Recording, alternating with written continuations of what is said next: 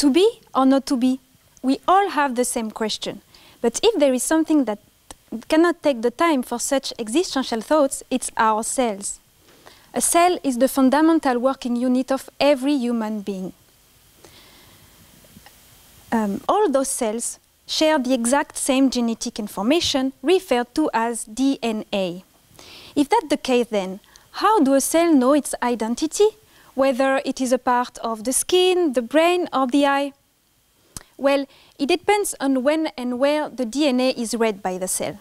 You can picture the DNA as a book, where each cell possesses the same book, but each cell type will read a given chapter. This is what we call epigenetics.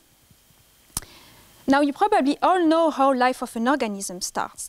After fecundation, the unique cell will divide to give rise to thousands of different cells that will then that form an embryo and then a fetus. First identicals, those cells will then get a specific identity. But how do they know their destiny? To answer this question, I observe embryos at early stages of development using highly sophisticated microscopes.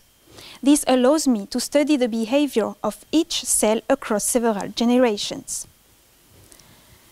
Now, you're probably wondering, experiment on human embryos? Is that even legal?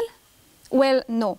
That's why I use the fruit fly, because, genetically speaking, roughly 60% of its genes are common with humans, even though I don't think I look like a fly.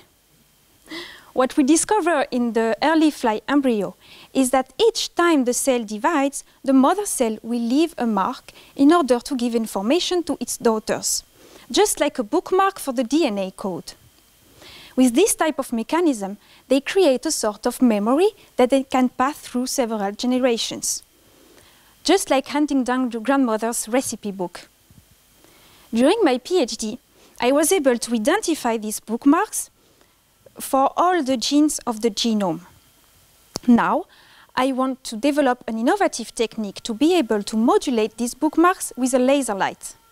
I want to do this to remove the memory and potentially modify the identity of the cells. I hope that these findings can be studied by other researchers in diseases such as cancers, where cells are in identity crisis.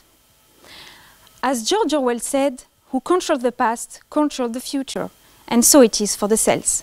Thank you.